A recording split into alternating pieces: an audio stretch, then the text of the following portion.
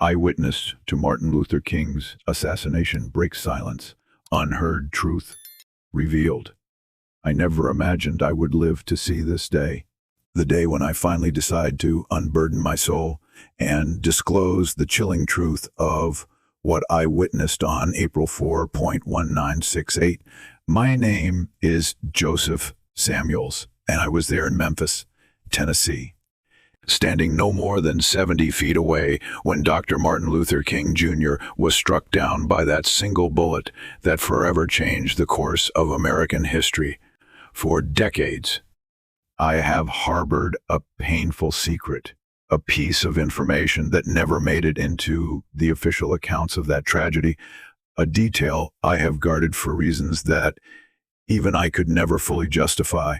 Perhaps it was fear, perhaps it was shame, but something deeper than both those things kept my lips sealed. Now, in my old age, when I hear echoes of Dr.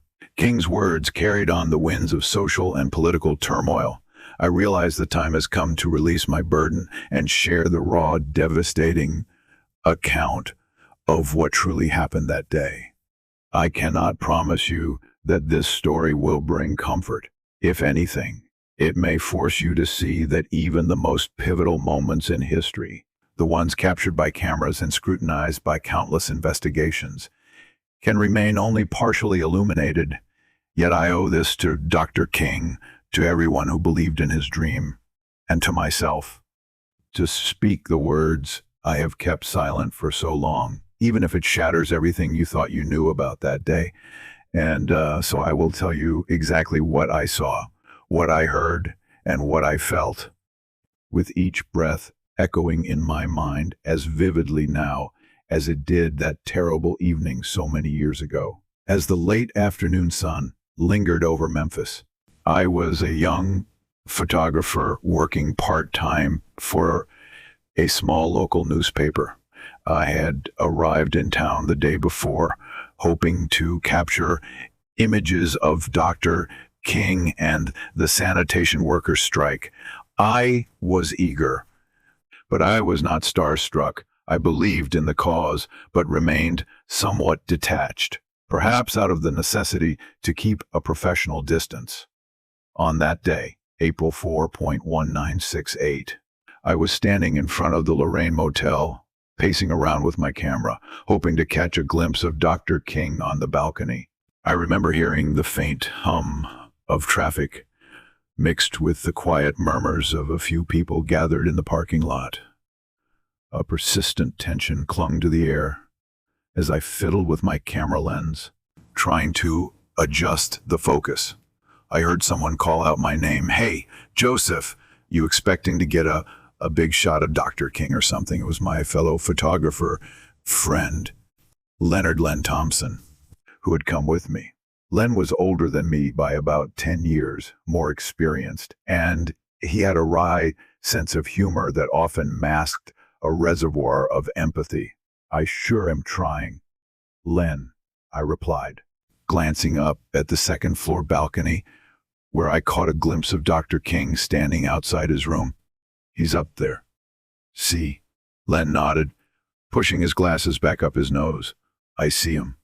Think he'll come down and greet the press?" "Probably," I said, aiming my camera.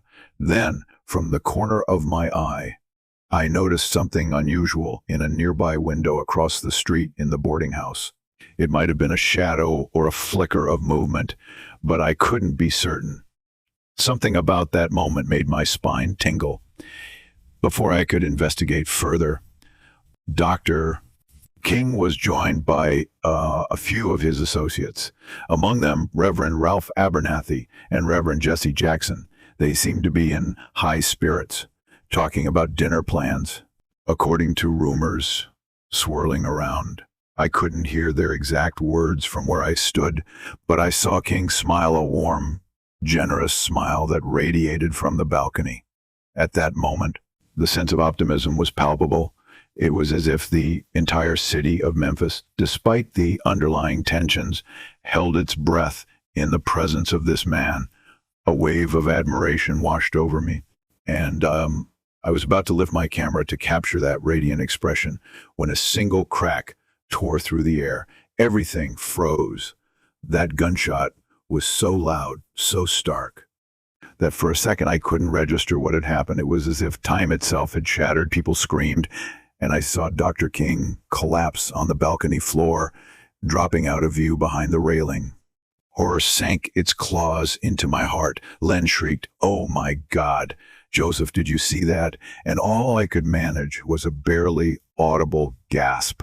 My camera hung limply around my neck. The scene became chaos immediately, men yelling, people running for cover, and a chorus of panicked voices rising into the sky. "Get down! Somebody call an ambulance! Stay away from the balcony!" But in that swirling vortex of confusion, an inexplicable pull compelled me to look across the street. I whipped my head toward the boarding house window, where I thought I had seen movement only moments before.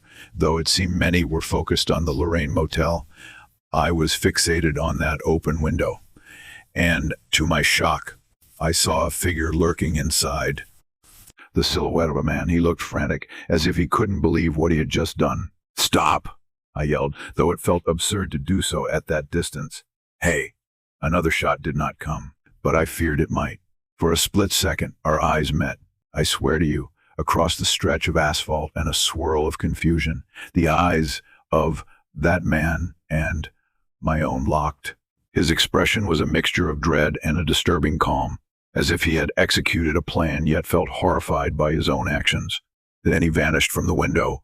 And this is where my burden begins, because you might think the story ends with me witnessing the assassin's escape, but there was something else, something that never made it into the official accounts. I saw another man. He was standing not too far from me, hidden partially behind a car in the motel parking lot. He wore a dark suit, had short cropped hair, and clutched a briefcase in his left hand. The strangest part was, he didn't run for cover. He didn't scream. He stood there like a statue, watching the window just as I was, his lips set in a thin, grim line, as if verifying something. I approached him, only to see him turn on his heel and walk briskly away, disappearing into the building that adjoined the motel complex. Something about him seemed official, government official, perhaps. My intuition screamed that this was bigger than any of us could fathom at the time. Before I could follow him, though, the immediate horror of Dr. King's condition took center stage. People rushed up the stairs, calling for doctors or an ambulance. I hurried to the balcony, camera in hand, my heart pounding like a drum. There lay Martin Luther King, Jr., a bullet wound in the side of his neck, blood seeping into the concrete floor beneath him. Ralph Abernathy knelt beside him, tears streaming down his face, his voice trembling as he cried, "Martin, stay with us. Martin, please." Jesse Jackson was leaning in, his expression twisted with anguish, calling out for help.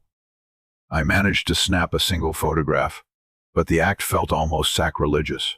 Yet my photographer's instincts took over, a reflex to document the unfolding of history.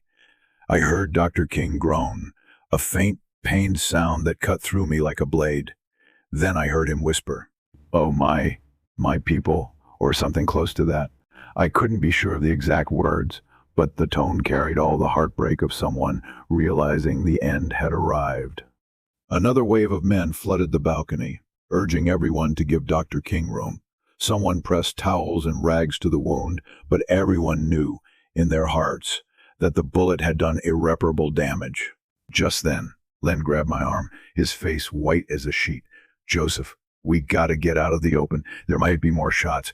But I shook him off. "I saw someone across the street, the shooter, I think. And there's another man lurking around." Len stared at me, breathless. "What are you talking about?" "I saw him," I said, my voice shaking. "He was in a window. And then there was this other man in the parking lot. We need to tell the police," Len said, but I caught the flicker of doubt in his eyes. "We will," I replied, taking one last agonizing look at Dr. King. 2 or 3 men were desperately trying to carry him to a vehicle, planning to rush him to the hospital. The raw urgency in their voices left me paralyzed for a moment. "Come on," Len urged. pulling me toward the motel office, where we knew we could find a phone. The next few hours were a blur of confusion, adrenaline, and terror. In that swirl, I caught sight of men calling from payphones, weeping on the sidewalks, outraged. Others were scanning rooftops, yelling for the shooter, speculating about vantage points. Reports whipped through the crowd. Someone shot from that building. No, it was from the bushes. I saw a Mustang peeling away, and so on. In the middle of that chaos, I did manage to talk to the police, stammering out my statement. I saw a shadow in the boarding house window and describing the man in the parking lot. An officer jotted down my comments, his hands trembling, but I had no idea whether he took me seriously. Kid, a lot of folks are seeing a lot of things, he said. His voice taut with tension. We'll take your statement, but you best keep your head down. Things might get ugly. He was right. Things did get ugly, almost immediately.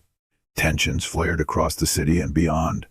Protests, odd riots, sharp break, despair, confusion like a domino effect. Dr. King's death unleashed a wave of fury and disillusionment. Meanwhile, I was left stunned, not just by the tragedy itself, but by the sense that what I had witnessed pointed to something deeper, a hidden layer that I couldn't unravel on my own. The following day, I developed the photographs I had taken. My hands shook as the images came into focus in that dark room.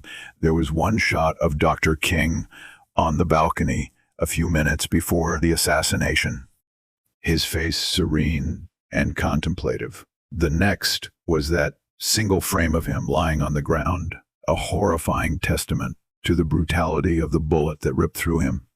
But in one photograph, in the background, partially obscured by a parked car, I saw the faint outline of the mysterious man in the dark suit, his briefcase gripped tightly, his face half-turned toward the second-floor balcony. I magnified that portion of the image, trying to see more detail. I squinted, but the figure remained elusive, a blurred outline, an indistinguishable face. Yet seeing that proof reminded me it wasn't a product of my panicked imagination. He was real, and he was there. Over the next few months, as the name James Earl Ray emerged as the alleged assassin, and the official narrative took shape, I tried to contact the authorities more than once to mention the mysterious man in the parking lot. Each time, I was either brushed off or told politely, thank you for your information. We have it on record. No one followed up. No one pressed for more details. It was as though they had no interest. But the memory haunted me. I recall one night, about a month after the assassination, I visited a bar in downtown Memphis. The first was at a corner table, nursing a drink and trying to make sense of everything I had seen. Len walked in, his face a mask of worry. He sat down across from me. Joseph, I need to talk to you, he said in a low voice. What's going on? I asked, my heart picking up speed. I got a tip, Len whispered, glancing around as if expecting eavesdroppers. Somebody told me that people high up are aware of that second man you saw, the one with the briefcase, and that it might not be safe for you to keep poking around. I felt an icy chill creep up my spine. Who told you that? Len's eyes darted away. It was an old friend of mine who works in law enforcement. He said, your name's on a list of cranks and conspiracy theorists that might need monitoring. So I'm just warning you, be careful. My anger flared, but I'm telling the truth. I said, I know what I saw. I believe you. Len answered, reaching out to put a comforting hand on my arm. But there are people who don't want that truth getting out there. Trust me on this. I swallowed hard. Dr. King's death was not just a personal tragedy or a national tragedy. It was a seismic event that rocked the entire landscape.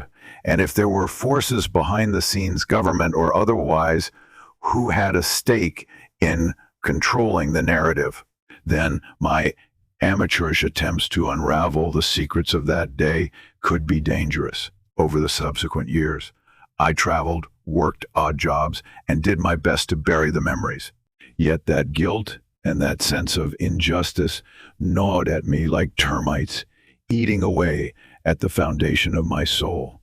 In 1971, I got a small lead. I was working as a freelance reporter in Chicago, covering civil rights demonstrations, when I recognized that same mysterious man in the crowd at a political rally. He was older, his hair thinner, but I could never forget that bearing. I snapped several photographs from a distance, but by the time I tried to get closer, he vanished. When I developed the film, I could see his face more clearly this time. He had a hardened expression, with eyes that seemed both lifeless and calculating. Who was he? Why had he been there that night? In Memphis, my attempts to identify him through any public records turned into dead ends. No one I showed the picture to recognized him.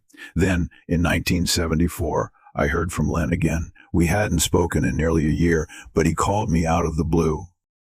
"Joseph, you need to come to Memphis," he said, his voice trembling over the phone. "I have something you should see." I hopped on a bus the next day, anxiety roiling in my stomach. Upon arriving in Memphis, the first went straight to Len's small apartment. He locked the door behind me and closed the curtains. Then he handed me a slim folder. Inside was a photograph of the same man in the dark suit standing outside what looked like a government building, possibly in Washington, D.C. Next to that photograph was an internal memo, heavily redacted, but the few phrases I could read sent my heart racing. Potential high-level involvement must maintain secrecy, denial if approached. I looked at Len, bewildered. "Where did you get this?" He shook his head. "I have a friend who owes me a favor in D.C. He came across it by accident. There's more to the story, Joseph, but I can't get it." My temples pounded. "Do you realize what this means?" "I do," Len said, fear flickering in his eyes. "But I don't know what to do about it." We spent hours that night discussing our limited options. Could we go to a major news outlet? Would anyone take us seriously? Or would we simply be labeled conspiracy theorists, risking our careers and possibly our safety? In the end, we decided to wait, believing that maybe, if more concrete evidence surfaced, we could piece it all together. Weeks turned into months, then years, and that day never came. Occasionally, I heard rumors that there were others like me, eyewitnesses who had seen more than they were supposed to, or who believed the official story omitted critical information. Yet none of them ever came forward with unassailable proof. Time kept moving. But my conscience remained stuck in 1968, replaying that moment when Dr. King fell to the ground. My memory also returned again and again to the face of that unidentified man, with his unsettling calm in the midst of chaos. In 1978, the House Select Committee on Assassinations concluded that Dr. King was likely assassinated as a result of a conspiracy. That word conspiracy lingered in the air, fueling endless speculation and debate. But despite their findings, no definitive culprits beyond James Earl Ray were identified. I watched the hearings from my small apartment in Street Louis, wishing I had the courage to come forward publicly, but fear still gripped me. What if I was attacked, discredited, or worse?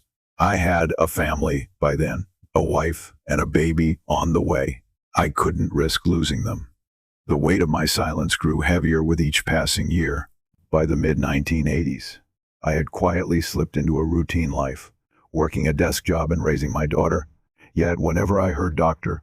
King's speeches replayed on the radio, his voice surging with hope and conviction, I felt a pang of guilt, a reminder that I was withholding something crucial from the world. My wife sensed my turmoil, though I never fully confided in her. One night, as we lay in bed, she turned to me and asked, "Joseph, why do you get so upset whenever you hear Martin Luther King's name?" I hesitated, wrestling with the urge to confess, but I simply said, "I was there when he died. I saw things I wish I hadn't." She leaned her head on my shoulder. "If you ever need to talk, I'm here. That moment was the closest I came to revealing my secret to anyone in my immediate circle. Fast forward to 1993. That year, I fell gravely ill with pneumonia and found myself bedridden in a hospital for nearly 2 weeks. There were nights I believed I wouldn't make it. Oddly enough, in the haze of fever, Dr. King's face kept appearing in my dreams. I would see him reaching out to me, beckoning me to speak. "Joseph," he seemed to say, "the truth has power. Don't bury it forever." When I finally recovered, I vowed to do something, to at least gather all the evidence I had in one place. But time and again, life got in the way. My daughter was growing up. My wife was juggling 2 jobs, and we were struggling financially. I kept telling myself, someday I will reveal everything. As the new millennium dawned, I began seeing documentaries about Dr. King's assassination that glossed over the possibility of a wider conspiracy. Occasionally, they mentioned James Earl Ray's attempts to recant, or the suggestion that he'd been a patsy, but never did anyone mention a second figure in the parking lot, or the man I suspected was overseeing the events from the shadows. It was as if the story had been neatly packaged, leaving no room for anomalies. So the decades marched on, and I carried the guilt and shame of my silence like a millstone around my neck. Then, one day in 2008, I received a call from Len's wife. She was sobbing as she told me that Len had passed away after a sudden heart attack. My friend, the only one who shared my experiences from that day, was gone. I flew back to Memphis for the funeral, a trip that felt like a return to the scene of a crime. Standing beside his casket, I wept for him, for Dr. King, and for all the lost possibilities that might have emerged if truth had prevailed. As the funeral ended, Len's wife pressed a small envelope into my hand. "He left this for you," she said, tears in her eyes. "Inside was a note, Joseph. If you're reading this, it means I'm gone. You and I were the only ones who really knew. But now it's all on your shoulders. Don't let it go with you to the grave. The world deserves the truth." Enclosed with the note was the old photograph from Washington, D.C., and a photocopy of the memo. By that point, I was in my 60s. My health was starting to falter again. And I realized that if I died without sharing the story, it would be lost forever. And yet I hesitated. Fear is a powerful thing, especially when it has been nurtured by decades of self-doubt and intimidation. But it was also Len's final wish, and it was also Dr. King's legacy, which deserved better than half-truths and evasions. After a long spell of soul-searching, I finally approached a journalist friend in 2010, someone I trusted enough to confide in. I handed him copies of the photographs and documents, recounting my entire story, the vantage point from which I saw the muzzle flash, the second figure in the parking lot, the unexplained man in the boarding house window, the aura of official secrecy that pervaded every attempt to dig deeper. My friend's eyes widened as he took notes, and for a moment I felt the sweet release of unburdening myself. But then he stiffened. "Joseph, this is explosive stuff. You have no idea how many people have tried to unearth something like this. The official line has been set for decades. Are you prepared for the fallout if we publish this?" I took a deep breath, my heart thumping hard in my chest. "Yes," I answered, the single syllable echoing with years of pent-up frustration and moral conflict. "It's time." Over the next few months, we worked on verifying small details. We found some references to a mysterious figure who might have been connected to government agencies, but all the leads dried up quickly. Then came the obstacles. My journalist friend was told by his editor to drop the story. Mysterious calls came to his personal phone at odd hours. And one day, his laptop was stolen from his car. The only thing taken despite other valuables that were left behind. Fear began creeping back in. But I was determined not to retreat this time. However, by 2011, My friend was let go from his job under suspicious circumstances, and the story never saw the light of day. I retreated once again, battered by disappointment. Then in 2018, on the 50th anniversary of Dr. King's assassination, I watched the commemorations on television. Speeches, tributes, wreath-laying ceremonies, all the right words of respect and honor. But there was also a finality to it all, a sense that the narrative was set in stone. I turned off the TV and sat alone in my living room, tears streaking my face. I whispered, "Dr. King, I failed you. Still, I kept hoping that my chance to speak up would arise, that maybe a new investigation or some new piece of evidence would pull me out of my resignation." Days turned into weeks, then months, and eventually years once more. Now, here I am, an old man, tired, but still haunted. My daughter is grown and has children of her own. The world has changed in countless ways since 1968. But the echo of that gunshot remains etched in my memory.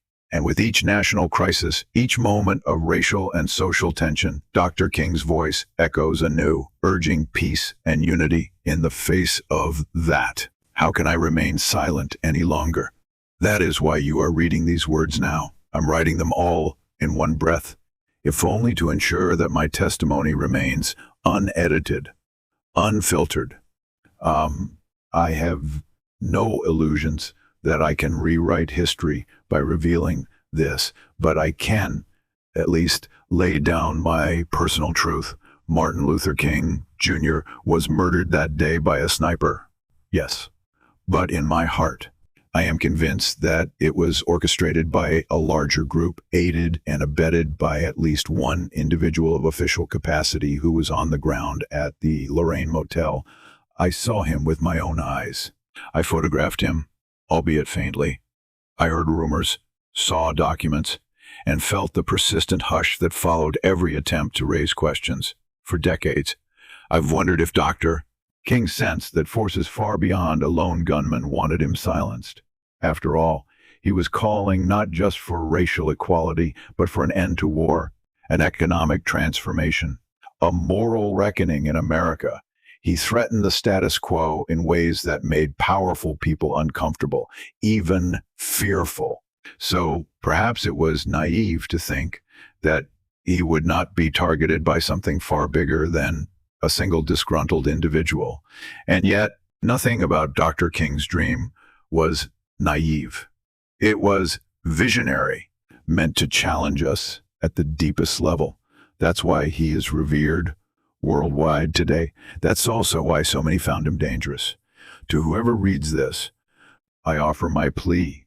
Do not look at this account as mere sensationalism. I have no desire for fame, no motive to sell you a tall tale.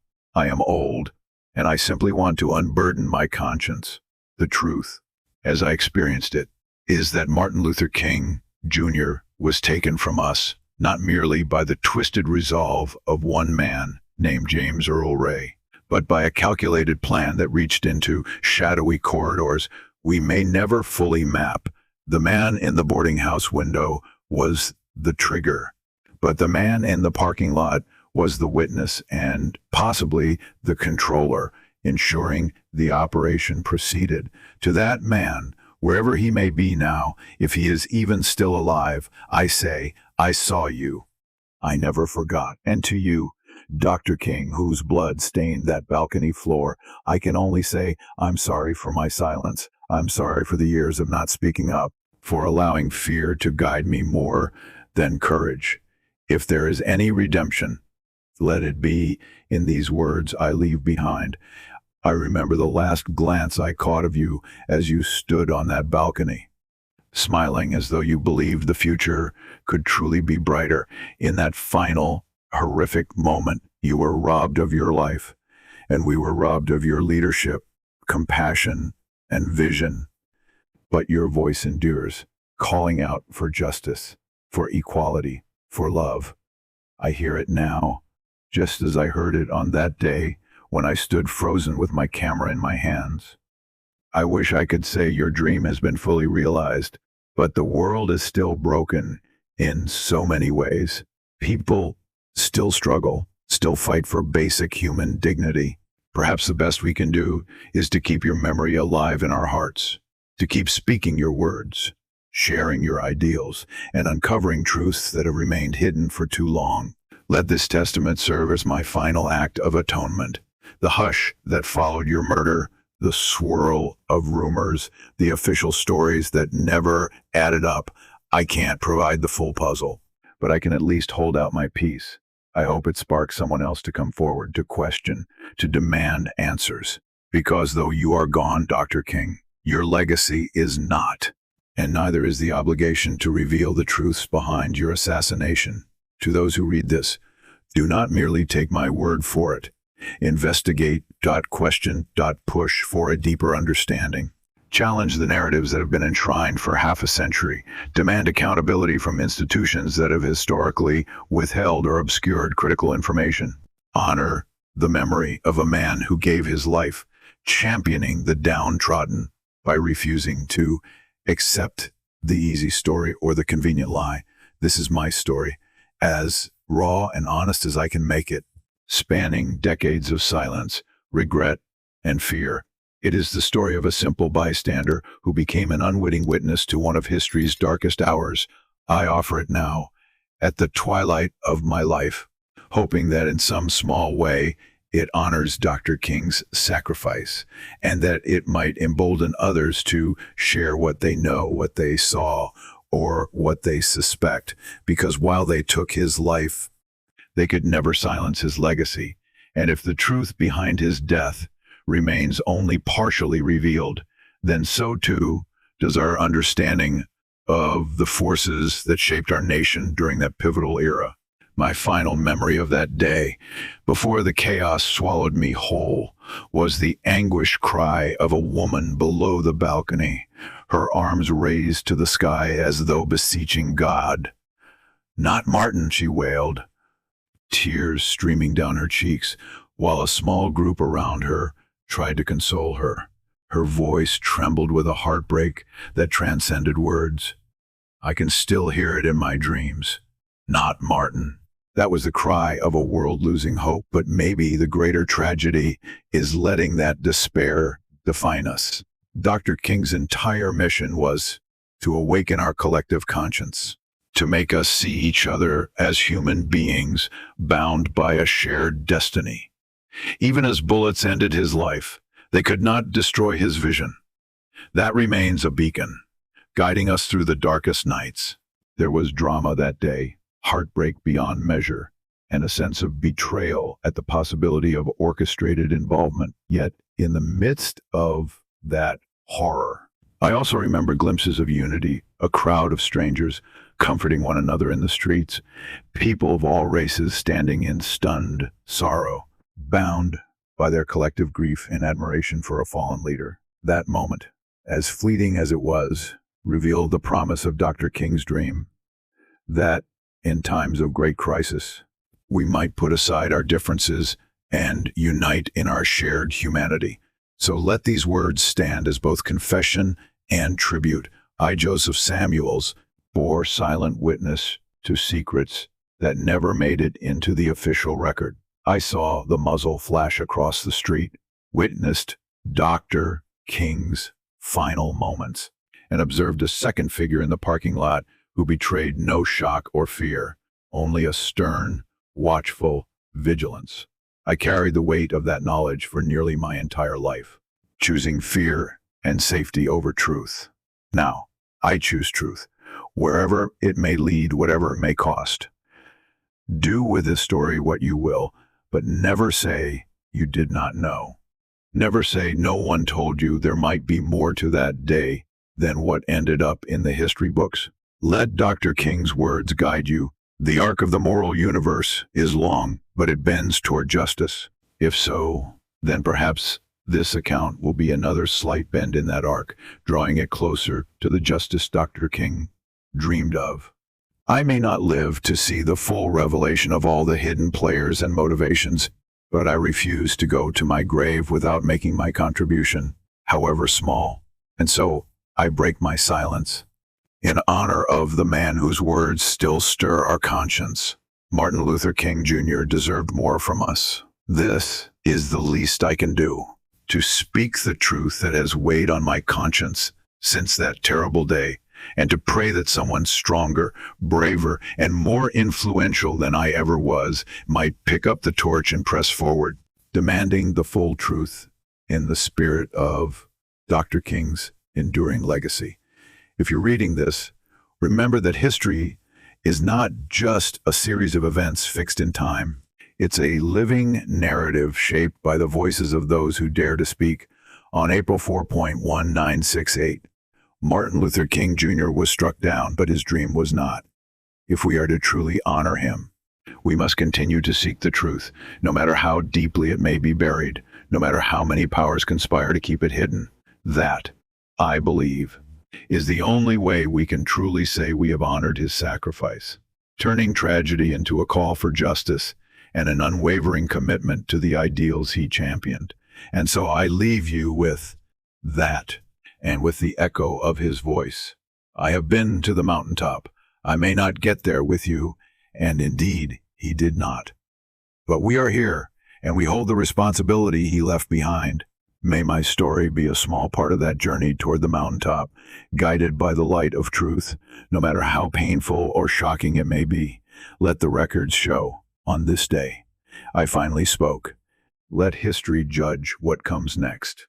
Let the conscience of humankind weigh these words. Let Dr. King's dream endure, stronger than any bullet, and let the secrets of his assassination be brought into the light, so that future generations can learn and be free of the shadows that have haunted our past for far too long.